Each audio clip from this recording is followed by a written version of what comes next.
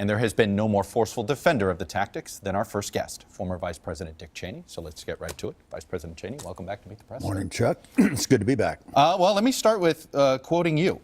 You said earlier this week, torture was something that was very carefully avoided. It implied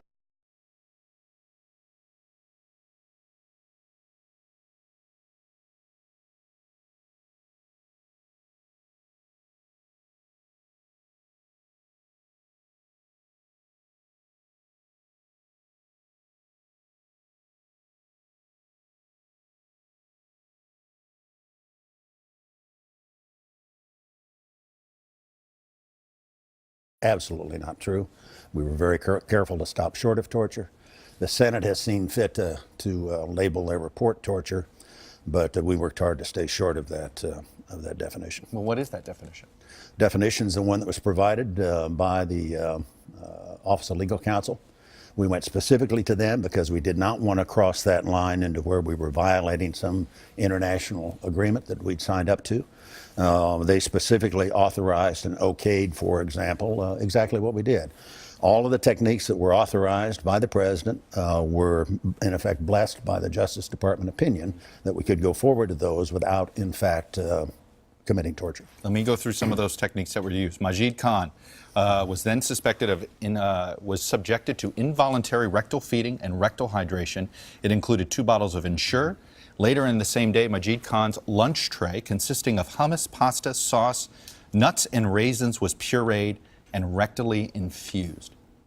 Does that meet the definition of torture? That does not meet the definition of what was used in the program. No, I understand that, but does that meet the definition of torture in your mind? In my mind, I've told you what meets the definition of torture. It's what 19 guys armed with airline tickets and box cutters did to 3,000 Americans on 9/11. What was done here apparently certainly was not one of the techniques that was approved. I believe it was done for medical reasons. Well, there is no, I mean, medical community has said there is no medical reason to do this. If you go and look, for example, at Jose Rodriguez's book, and he was the guy running the program, he's got a very clear description of how, in fact, the program operated. With respect to that, I think the agency has answered it in its response to the committee report. But you acknowledge this was over and above. That was not something that was done as part of the interrogation program. But you won't call it torture? It wasn't torture in terms of it wasn't part of the program. Let me ask you this. We've got Rihad al-Najjar. He had handcuffing of both of his wrists to an overhead bar, would not allow him to lower his arms, 22 hours each day for 2 consecutive days in order to break his resistance. Al-Najjar was also wearing a diaper and had no access to toilet facilities. Was that acknowledged? Was that part of your program, the program that you approved? I can't tell from that specifically whether it was or not. I know we had page 53 of the report. The report is seriously flawed. They didn't talk to anybody who knew anything about the program. They didn't talk to anybody who was in the program. The best guide for what in fact happened is the one that's the report that was produced by the 3 CIA directors and deputy directors of the CIA when this program was undertaken. And in fact, it lays out in very clear terms what we did and how we did it. And with respect to trying to define that as torture, I come back to the proposition torture was what the al-Qaeda terrorists did to 3,000 Americans on 9/11. There's no comparison between that and what we did with respect to enhanced interrogation. Simply not true. But some of these tactics went above and beyond what was approved. I mean, here's another one. Let me read you another one here with Abu Zubaydah. Over a 20-day period, aggressive interrogation, spent a total of 266 hours, 11 days, 2 hours, in a large coffin-sized confinement box, 29 hours in a small confinement box, width of 21 inches, depth of 2.5 feet, height of 2.5 feet. That's on page 42. Is that going to meet the standard definition of torture? I think that was, in fact, one of the approved techniques. In terms of torture, I guess what I do, I was struck, for example, by the statements by Bud Day and Leo Thorsness and Admiral Denton. These are 3 folks who were captured by the North Vietnamese, held for years, subject to extreme torture, and all of whom said that waterboarding was not torture. Now, you can look for various definitions. We did what was, in fact, required to make certain that going forward we were not violating the law. And the law, as interpreted by the Justice Department, the Office of Legal Counsel, was very clear. And the techniques that we did, in fact, use, that the President authorized, that produced results, that gave us the information we needed to be able to safeguard the nation against further attacks and to be able to track down those guilty for 9/11, did in fact work. Now, the Senate committee, partisan operation, no Republicans involved, no interviews of anybody involved itself. It's all CIA documentation in here. Chuck, it is all CIA Chuck, documentation. if you look at it, and if you look at what the people running the agency said, and what Jose Rodriguez said, who ran the program, was a good man, that, as I said the other day, I won't use the word on your show, it may be family, it's a crock. It's not true. And have you read more of the report? I've read parts of it. Not the whole report. Hasn't even been released. Right, all the you've got 6,000, is the 500-page. This is the executive summary. Is a summary. Go read what the directors of the agency said about the report. They were extremely critical of it, as were the Republicans who served on the committee. It's a flawed report. It didn't begin to approach what's required by way of responsible oversight. Does it plant any seed of doubt in you, though? No. No seed of doubt at all. All of this information in here, no seed of doubt that whether this worked or not. It worked. It absolutely did work. Let me ask you, what do you say to Gul Rahman? What do you say to Suleiman Abdallah? What do you say to Khalid al-Masri? All three of these folks were detained. They had these interrogation techniques used on them. They eventually were found to be innocents. They were released. No apologies. Nothing. What do we owe them? Well, what does this? I mean, let me go to Gul Rahman. He was chained to the wall of his cell, doused with water, froze to death in CIA custody, and it turned out it was a case of mistaken identity. Right. But the problem I have is with all the folks that we did release that ended up back on the battlefield. Of the 600 and some people who were released out of Guantanamo, 30% roughly ended up back on the battlefield. Today we're very concerned about ISIS, a terrible new terrorist organization. It is headed by a named Baghdadi. Baghdadi was in the custody of the U.S. military in Iraq, in Camp Bucca. He was let go, and now he's out leading the terror attack against the United States. I'm more concerned with bad guys who got out and were released than I am with a few that, in fact, were innocent. 25% of the detainees, though, 25% turned out to be innocent. They were where are you going to draw the line, Chuck? How are you going to know? Is that too high? Is that you're okay with that margin for error? I have no problem as long as we achieve our objective, and our objective is to get the guys who did 9/11, and it is to avoid another attack against the United States. I was prepared, and we did. We got the authorization from the President and authorization from the Justice Department to go forward to the program. It worked. It worked now for 13 years. We've avoided another mass casualty attack against the United States. We did capture bin Laden. We did capture an awful lot of the senior guys of al-Qaeda who were responsible for that attack on 9/11. I'd do it again in a minute. When you say waterboarding is not torture, then why did we prosecute Japanese soldiers in World War II for waterboarding? For a lot of stuff, not for waterboarding. They did an awful lot of other stuff to draw some kind of moral equivalent between waterboarding, judged by our Justice Department not to be torture, and what the Japanese did with the Bataan Death March, the slaughter of thousands of Americans, with the rape of Nanking and all of the other crimes they committed. That's an outrage. It's a really cheap shot, Chuck, to even try to draw a parallel between the Japanese who were prosecuted for war crimes after World War II and what we did with waterboarding 3 individuals, all of whom were guilty in participating in the 9/11 attacks. Is there a reason these interrogations didn't happen on U.S. soil? Was there concern that maybe these folks would get legal protections from the United States, and that's why it was done at black sites? We didn't read them their Miranda rights either. These are not American citizens. They are unlawful combatants. They are terrorists. They are people who have committed unlawful acts of war against the American people.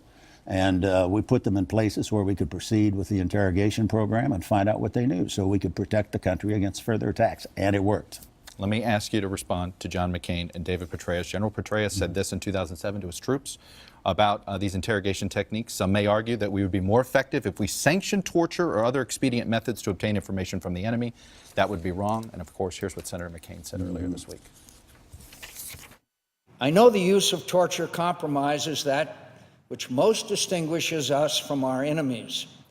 Our belief that all people, even captured enemies, possess basic human rights which are protected by international conventions the United States not only joined, but for the most part authored.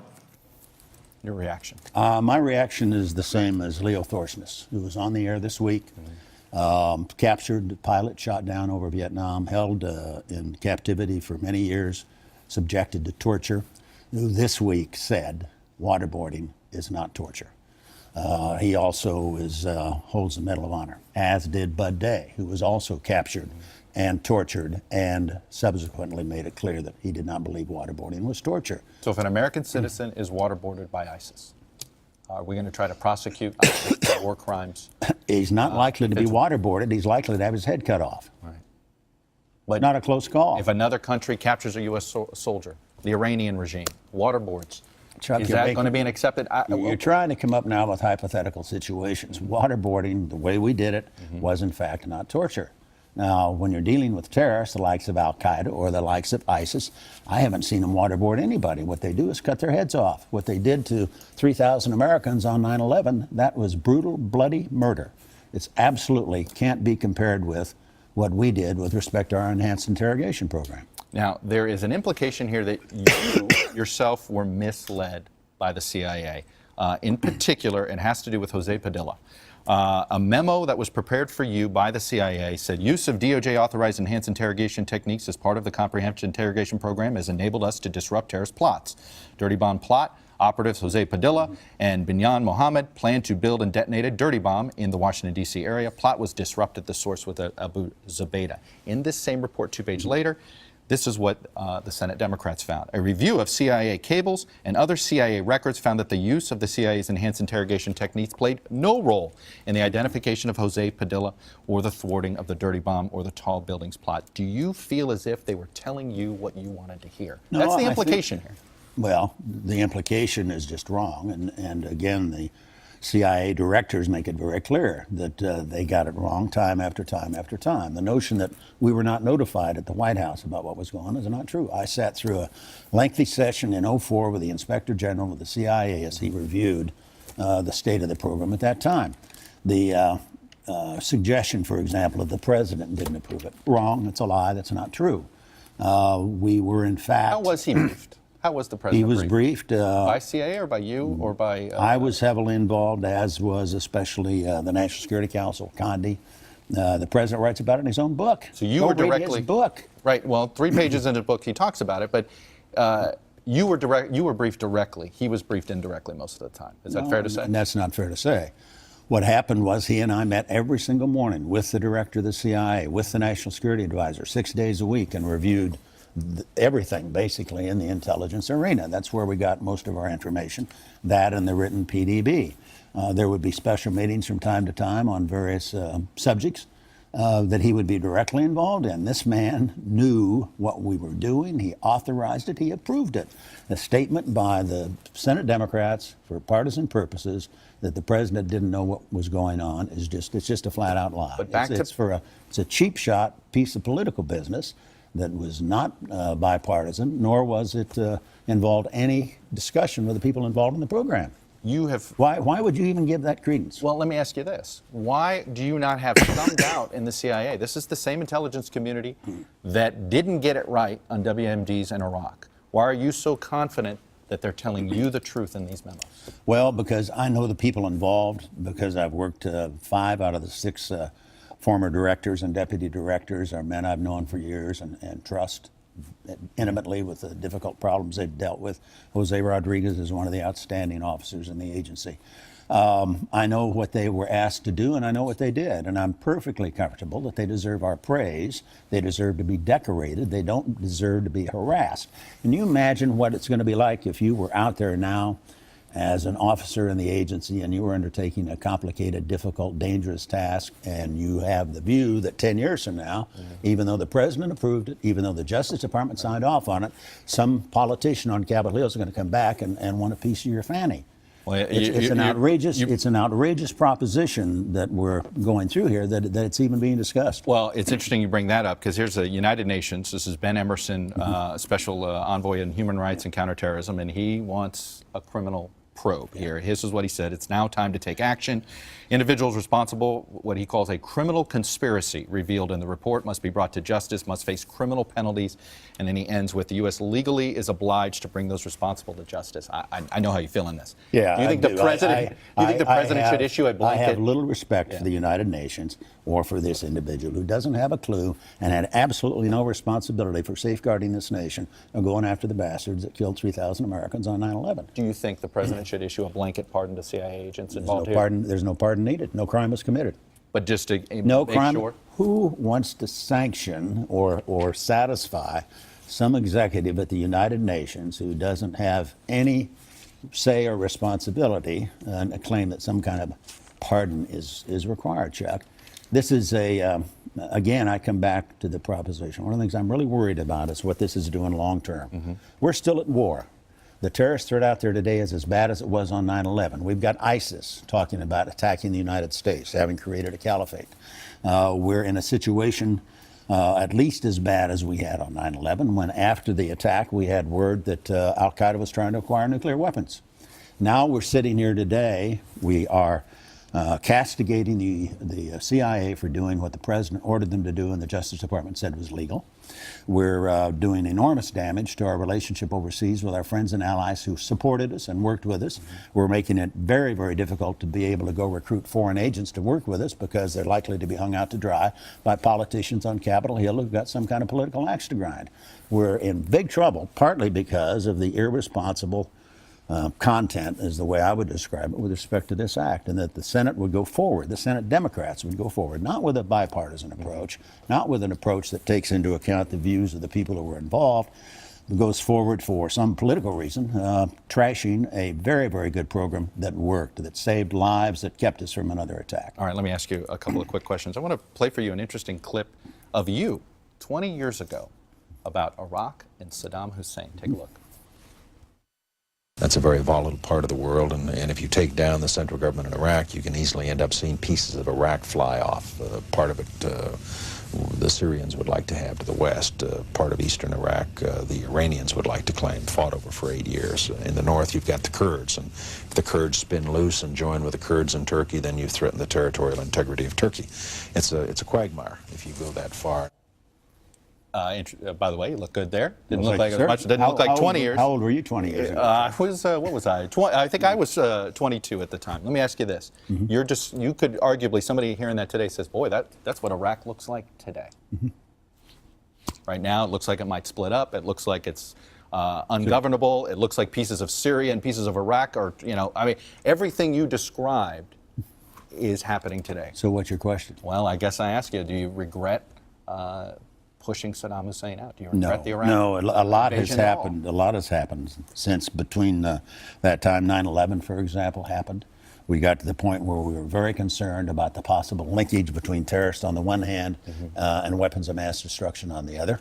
Saddam Hussein had previously had twice nuclear programs going. He'd produced and used weapons of mass destruction, and he had a 10-year relationship with al-Qaeda. And all of those things came into play. By the way, some of the al-Qaeda stuff is questioned in here. When it was time to get into the business of deciding the importance to go after Iraq. We did the right thing. I believe that it was, in fact, the right action then, and I believe it now.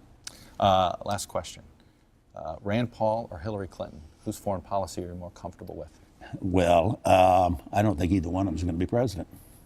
Okay, but you didn't answer the question. Whose foreign policy would you be more comfortable with? I'm comfortable with my own views, and I've been very forthright about them, and frankly, I don't support either Hillary Clinton or Rand Paul. How's your health? Great. I got a new heart almost 3 years ago. I tell my wife my hair's even growing back. Well, fair enough. Former Vice President Dick Cheney. Good to see Coming you, on Chuck. Meet the Press. Thank you.